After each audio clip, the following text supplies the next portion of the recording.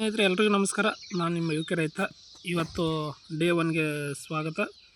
ಸ್ನೇಹಿತರೆ, ಇವಾಗ ಹಚ್ಚಿಗೆಸಿ ಒಂದು 2 ದಿನ ಆಯಿತು. ನೋಡಿರಿ ಯಾವ ಥರ ಕುಂತಿದ್ದಾವೆ ಅಂತ ಹಾಗೆ ಪಪ್ಪಾಯಿ. ಅಂದ್ರೆ ನಿಮ್ಗೆ ನಾನು ಹೇಳಿದ ಪ್ರಕಾರ ಇನ್ನು ಮುಂದೆ ಡೈಲಿ ನಿಮ್ಗೆ ಇದರದ್ದು ಅಪ್ಡೇಟ್ ಕೊಡ್ತೀನಿ ಅಂತ ಹೇಳಿದ್ದೆ. ಹಂಗಾಗಿ ಈ ವಿಡಿಯೋ ಮಾಡ್ತಿದ್ದೀನಿ. ಸ್ನೇಹಿತರೆ ನೋಡ್ತಿದ್ದಿಲ್ಲ, ಇವಾಗ ಆಲ್ರೆಡಿ ಹತ್ಕೊಂಡಿದ್ದಾವೆ. ಮೊನ್ನೆ ಅಂತಂದರೆ ಇದು ಹಚ್ಚಿರೋದ್ರಿಂದ ಮಳೆ ಬಂತು. ಚೆನ್ನಾಗಿ ಮಳೆ ಬಂದಿರೋದರಿಂದ ತುಂಬ ಅನುಕೂಲ ಆಯಿತು ಹಚ್ಚಾಕ. ಮಳೆ ಈ ಥರ ಹೊಡೆದೈತೆ ನೋಡ್ರಿ, ನೀರು ಹೆಂಗೆ ಹೋಗ್ಯಾವ ಇಲ್ಲಿ. ಅಂದ್ರೆ ಸುಮಾರು ಒಂದು 6,000 ಸಸಿಗಳು ಕುಂತಾವ.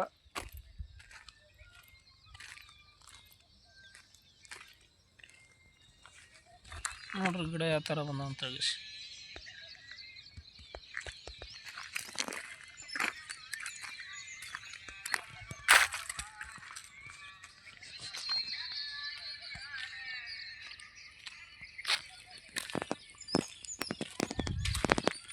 ಈ ಥರ ಬಂದಿದೆ ಪ್ರತಿಯೊಂದು ಗಿಡನೂ. ಅಂದ್ರೆ ಇವತ್ತು ಇಲ್ಲ ನಾಳೆ ಇದಕ್ಕೆ ಫ್ಲೋರೋ ಮತ್ತು 19 ಗೊಬ್ಬರ ಬರ್ತೈತಿ. ಆ ಗೊಬ್ಬರ ಥರ ಕೊಂಟೀನಿ ಇವಾಗ ತಂದ್ಗೆಸಿ ಇವಕ್ಕೆ ಪ್ರತಿಯೊಂದಕ್ಕೂ ನೀರು ಒಳಗಡೆ ಕರೆಸಿಗೆಸಿ ಇವಕ್ಕೆ ಪ್ರತಿ ಗಿಡಕ್ಕೂ ಹಾಕ್ಸ್ಬೇಕು. ಇವತ್ತು ತಂದು ನಾಳೆ ಹಾಕ್ಸ್ಬೇಕಂತ ಮಾಡೀನಿ. ನಾಳೆ ಹಾಕ್ಸಂಗೆ ನಾನು ನಿಮ್ಗೆ ಅಪ್ಡೇಟ್ ಕೊಡ್ತೀನಿ. ನೋಡ್ರಿ ಯಾವ ಥರ ಇದೆ ಅಂತ ಹೇಳಿ.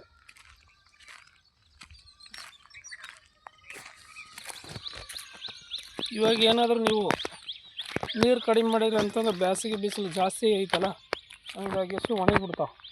ಹಂಗಾಗಿ ನೀರು ಇಡಲೇಬೇಕಾಗತ್ತೆ. ಇದಕ್ಕೆ ನೈಟ್ ಕರೆಂಟ್ ಬಂದಿತ್ತು. ಈಗ ವಾಲಿಗೆ ಚಾಲು ಮಾಡಿ ಇಟ್ಟಿದ್ದೆ. ನೋಡ್ರಿ ಹತ್ಕೊಂಡ್ಬಿಟ್ಟಾವೆ ಎಲ್ಲ ಗಿಡಗಳು, ಚೆನ್ನಾಗಿ ಬಂದಾವ.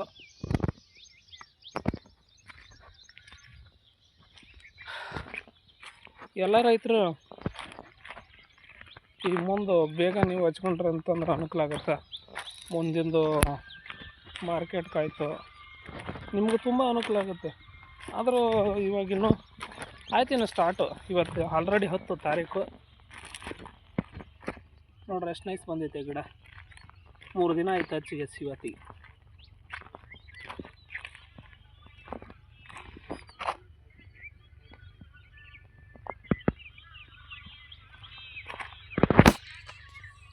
ನೋಡ್ರಿ ಹೆಂಗಿದೆ ಅಂತ. ಇದು ಅಂತಲ್ಲ, ಪ್ರತಿಯೊಂದು ಸಾಲು ಹೀಗೆ ಇದೆ.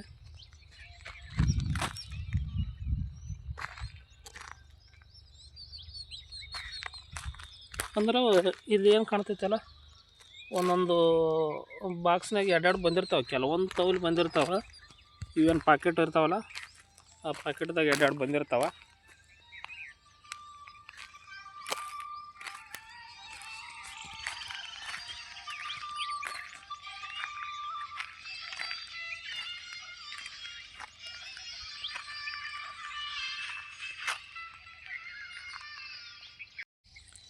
ಫ್ಲೋರಾ ಮತ್ತು 19 ನೀವು ಗೊಬ್ಬರ ಬಿಟ್ರಿ ಅಂದ್ರೆ ಇದಕ್ಕೂ ರೂಟ್ ಜಾಸ್ತಿ ಆಗ್ತಾವೆ. ಅಂದರೆ ಬೇರು ಜಾಸ್ತಿ ತೊಗೊತೈತಿ. ಫ್ಲೋರಾ ಮತ್ತು 19 ಹಾಕಿದ್ರೆ ಅದು ಫ್ಲೋರಾ ಎಷ್ಟೋ 1,200 ರೂಪಾಯಿ kg ನಮ್ಮ ಹತ್ರ ಕೊಡ್ತಾರೆ. ಯಾವ್ಯಾವ ಅಂಗಡಿಯಾಗ ಯಾವ ಥರ ಕೊಡ್ತಾರೆ ಗೊತ್ತಿಲ್ಲ. ಯಾಕಂತಂದ್ರೆ ಕೆಲವೊಂದು ತವಲಿ ಕೆಲವೊಂದು ಅಂಗಡಿಗೊಳಗೆ ಸಸ್ತನೂ ಕೊಡ್ತಾರೆ, ಕೆಲವೊಂದು ಅಂಗಡಿಗೊಳಗೆ ಭಾಳ ಕಾಸ್ಟ್ಲಿನೂ ಕೊಡ್ತಾರೆ. ಹಂಗಾಗಿ ಇದಕ್ಕೆ ಫ್ಲೋರಾ ಮತ್ತು 19 ಹಾಕಿದ್ವಿ ಅಂದ್ರೆ ಇಲ್ಲೇನಿದೆಯಿಲ್ಲ, ಇದಕ್ಕೆ ರೂಟು ಅಂದ್ರೆ ಬೇರಿನ ಅಂಶ ಜಾಸ್ತಿ ಆಗುತ್ತೆ. ಬೇರು ಜಾಸ್ತಿ ಬಿಡಿತು ಅಂತಂದ್ರೆ ಆಗಿಂದ ಗಿಡ ಏನಾಗುತ್ತೆ, ಡೆವಲಪ್ ಆಗಕ್ಕೆ ಸ್ಟಾರ್ಟ್ ಆಗುತ್ತೆ. ಫ್ಲೋರಾ ಮತ್ತು 19 ಹಾಕೊಂಡ್ರೆ ನಾವು ಫ್ಲೋರಾ ಮತ್ತು 19 ಬಳಸ್ತೀವಿ. ಯಾರು ರೈತರು ಏನೇನು ಬಳಸ್ತಾರೋ ಗೊತ್ತಿಲ್ಲ. ನಾನು ಮಾತ್ರ ಫ್ಲೋರಾ ಮತ್ತು 19 ನಾನು ಹಚ್ಚೋದು ಸುಮಾರು ಒಂದು 2-3 ವರ್ಷ ಆಯ್ತು ನಾವು ಮಾಡಾಕತ್ತಿ. ಫ್ಲೋರಾ ಮತ್ತು 19 ಫಸ್ಟ್ ಬಿಡ್ತೀವಿ. ಅಂದ್ರೆ ನಮ್ಮ ಬಳಿ ಆಲ್ಮೋಸ್ಟ್ ರೈತರು ಎಲ್ಲ ಫ್ಲೋರಾ ಮತ್ತು 19 ಫಸ್ಟ್ ಹಾಕ್ಯಂದ್ರೆ ರೂಟ್ ಜಾಸ್ತಿ ಬರ್ತಾವೆ. ಬೇರು ಜಾಸ್ತಿ ಬಂತಂತಂದ್ರೆ ಗಿಡ ಬೇಗ ಡೆವಲಪ್ ಆಗುತ್ತೆ, ಬೇಗ ಬೆಳವಣಿಗೆ ಸ್ಪೀಡ್ ಆಗಿಬಿಡ್ತೈತಿ.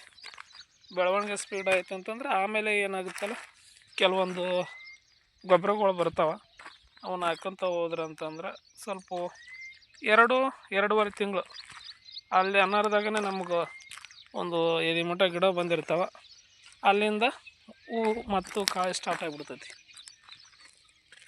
ಹಂಗಾಗಿ ಫ್ಲೋರಾ ಮತ್ತು 19-19 ನಾನು ಈಗ ರೈತರಿಗೆ ಸಜೆಷನ್ ಮಾಡ್ಬೇಕಂತಂದ್ರೆ ಫ್ಲೋರಾ ಮತ್ತು 19 ಅಂದ್ರೆ ರೂಟ್ರ್ ನಿಮಗೆ ಬೇಗ ಹತ್ಬೇಕು ಅಂತಂದ್ರೆ ಫ್ಲೋರಾ ಮತ್ತು 19-19 ಬಿಡೋದು ಒಳ್ಳೆಯದಂತ ನನ್ನ ಅಭಿಪ್ರಾಯ. ನೀವು ಏನಾರ ಬಿಡ್ರಿ, ನನಗೆ ಗೊತ್ತಿರೋ ಪ್ರಕಾರ ಫ್ಲೋರಾ ಮತ್ತು 19-19 ಬಿಟ್ಟಿವಿ.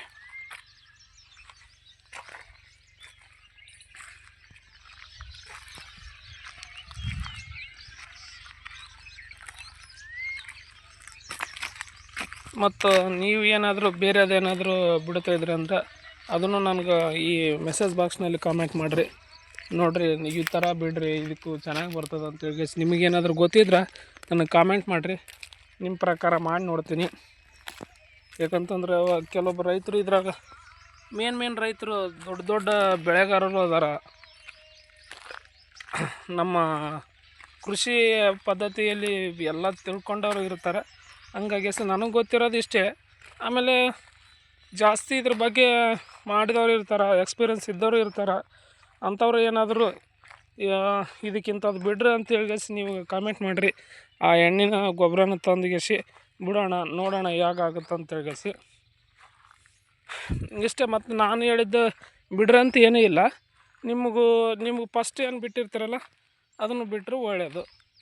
ಯಾಕಂತಂದ್ರೆ ನಿಮಗೆ ಮಾಡಿದವ್ರಿಗೆ ಗೊತ್ತೇ ಇರ್ತೈತಿ. ನಾನು ಬಿಟ್ಟಿರೋದು ನಾನು ಹೇಳಿದ್ದೀನಿ. ನೀವೇನು ಬಿಡ್ಬೇಕಂತೇಳಿ ನನಗೆ ಕಮೆಂಟ್ನಲ್ಲಿ ಹಾಕ್ರಿ, ನಾನು ಅದನ್ನು ತರಿಸ್ತೀನಿ. ಯಾಕಂತಂದ್ರೆ ಚೆನ್ನಾಗಿತ್ತು ಅಂದ್ರೆ ರೈತರು ಮತ್ತು ಒಬ್ರಿಗೊಬ್ರಿಗೆ ಹೇಳಿದ್ರಂದ್ರೆ ತುಂಬ ಅನುಕೂಲ ಆಗುತ್ತೆ ರೈತರಿಗೆ. ಈಗ ಕೆಲವೊಂದು ನನಗೆ ಈಗ ರೂಟ್ರ್ ಬರ್ತದಂತ ನಾನು ಹೇಳಿದೆ. ಇನ್ನೊಬ್ರು ಚೆನ್ನಾಗಿರೋದು ಯಾವುದಾದ್ರೂ ಗೊಬ್ಬರ ಅದು ಇರ್ಬೋದು. ಅಂಥದ್ದು ಏನಾದ್ರು ಇತ್ತು ಅಂತಂದ್ರೆ ನೀವು ತಿಳಿಸ್ರಿ. ಅದನ್ನು ತಿಳಿಸಿರಂದ್ರೆ ಖಂಡಿತ ಅದನ್ನು ತಂದುಗೆಸಿ ಹಾಕೋಣ. ಹಾಕಿಗೆಸಿ ಎಲ್ಲರೂ ರೈತರಿಗೆ ಅನುಕೂಲ ಆಗಂಗೆ ಬೆಳೆಯೋಣ. ಎಲ್ಲರೂ ರೈತರು ಉದ್ಧಾರ ಆಗೋಣ. ಮುಂದೆ ತುಂಬ ರೈತರಿಗೆ ಆದ್ವಿ ಅಂದ್ರೆ ಭಾಳ ಅನುಕೂಲ ಆಗುತ್ತೆ. ಹಂಗಾಗಿ ನನಗೆ ಗೊತ್ತಿರೋದು ಹೇಳಿದ್ದೀನಿ, ನೀವು ಗೊತ್ತಿರೋದು ಹೇಳ್ರಿ. ಇನ್ನು ಮುಂದೆ ಮಾಡೋಣ, ನೀವು ಹೇಳಿದಂಗೆ ಮಾಡೋಣ. ನಾನು ಹೇಳಿದಂಗೆ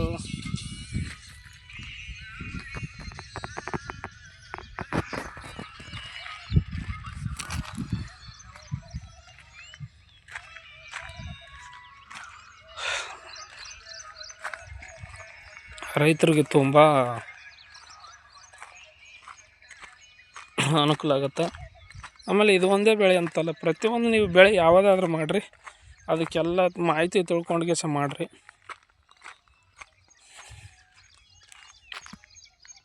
ಯಾರಾದರೂ ಈ ವಿಡಿಯೋ ನೋಡ್ತಿದ್ರು ದಯವಿಟ್ಟು ನಮ್ಮ UK ರೈತ ಯೂಟ್ಯೂಬ್ ಚಾನಲನ್ನು ಸಬ್ಸ್ಕ್ರೈಬ್ ಮಾಡಿರಿ. ಮುಂದಿನ ವಿಡಿಯೋಕ್ಕೆ ನನಗೆ ತುಂಬ ಅನುಕೂಲ ಆಗುತ್ತೆ ವಿಡಿಯೋ ಮಾಡೋದಕ್ಕೆ. ಇದ್ರಾಗ ಏನಿಲ್ಲ, ರೈತರ ಮಕ್ಕಳನ್ನು ಬೆಳೆಸ್ರಿ, ಹಾಗೆ ನೀವು ಬೆಳೀರಿ, ಒಳ್ಳೆಯದು. ಎಲ್ಲ ರೈತರಿಗೆ ಒಂದು ಮಾಹಿತಿ ತಲುಪಂಗೆ ಮಾಡಿರಿ. ಯಾಕಂತಂದ್ರೆ ರೈತಗೆ ಮಾಹಿತಿ ತಲುಪ್ತಿ ಅಂತಂದ್ರೆ ಅವನು ಅದ್ರ ಬಗ್ಗೆ ತಿಳ್ಕೊಂಡ್ಗೆ ಮಾಡ್ತಾನೆ.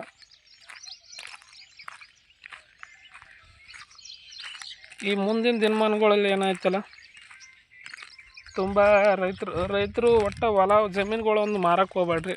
ಅದು 1 ಎಕರೆ ಇರಲಿ, ಅರ್ಧ ಎಕರೆ ಇರಲಿ, 10 ಎಕರೆ ಇರಲಿ, ಎಷ್ಟೇ ಇರಲಿ, ಒಟ್ಟು ಅದು ಹೊಲವನ್ನು ಮಾರಕ್ಕೆ ಹೋಗ್ಬೇಡ್ರಿ. ಮುಂದೆ ತುಂಬ ಡಿಮ್ಯಾಂಡ್ ಬರುತ್ತೆ. ಈಗ ಆಲ್ರೆಡಿ ಬಂದುಬಿಟ್ಟಿದೆ ಡಿಮ್ಯಾಂಡ್.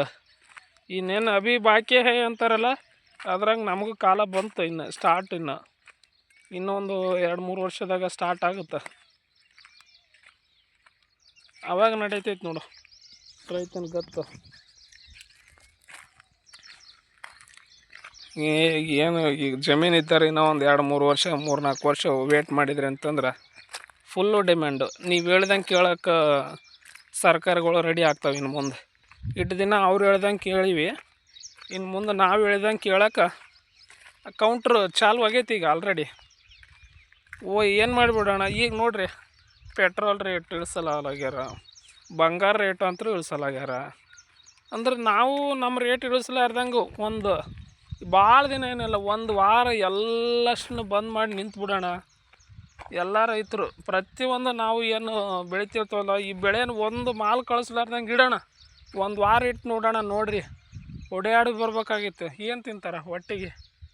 ಅನ್ನನೇ ತಿನ್ಬೇಕು ಅವರು. ಅನ್ನ ತಿನ್ಬೇಕಂದ್ರೆ ನಮ್ಮ ಹತ್ರ ಬರಬೇಕು. ಈಗ ನಾವು ಈಗ ಹೆಂಗಾಗ್ಬಿಟ್ಟೈತಿ ಅಂದ್ರೆ ಕೈಕಾಲು ಬೀಳಂಗಾಗೈತೆ ಅವ್ರಿಗೆ. ರೇಟ್ ಮಾಡಿರಿ ಅಂತೇಳಿಗೆಸಿ. ಇನ್ನು ಮುಂದೆ ಹಂಗೆ ಮಾಡೋದು ಬೇಡ. ಇನ್ನು 3-4 ವರ್ಷದಾಗ ಅವರೇ ಬಂದ್ಗೆಸಿ ನಮಗೆ ಕೊಡ್ರಿ ನಿಮಗೆ ಕೊಡ್ರಿ ಅನ್ಬೇಕು. ಹಂಗೆ ಮಾಡೋಣ ಪಕ್ಕ. ನೀವು ರೈತರು ಎಲ್ಲರನ್ನ ಇದನ್ನ ಮನಸ್ಸಿನಾಗ ಇಟ್ಕೊಂಬಿಡ್ರಿ. ಇನ್ನು ಮುಂದೆ ಏನು ಹೇಳಲ್ಲ, ಇಷ್ಟೇ ಹೇಳ್ತೀನಿ. ಆಮೇಲೆ ಈ ವಿಡಿಯೋನ ಇಲ್ಲಿಗೆ ಮುಗಿಸ್ತೀನಿ. ನನಗೆ ತುಂಬ ಕೆಲಸ ಇದೆ, ಮುಂದಿನ ಕೆಲಸ ಮಾಡ್ಬೇಕು ನಾನು. ಹಾಗಾಗಿ ಈ ವಿಡಿಯೋನ ಇಷ್ಟೇ ಕೊಡೋಕ್ಕೆ ಸಾಧ್ಯವಾಗುತ್ತೆ. ಎಲ್ರಿಗೂ ಮತ್ತು ನನ್ನ UK ಕುಟುಂಬದ ರೈತರಿಗೆ ಎಲ್ಲರಿಗೂ ಧನ್ಯವಾದಗಳನ್ನು ಹೇಳ್ತಾ ಇಲ್ಲಿಗೆ ಈ ವಿಡಿಯೋನ ಮುಗಿಸ್ತೀನಿ. ನಮಸ್ಕಾರ.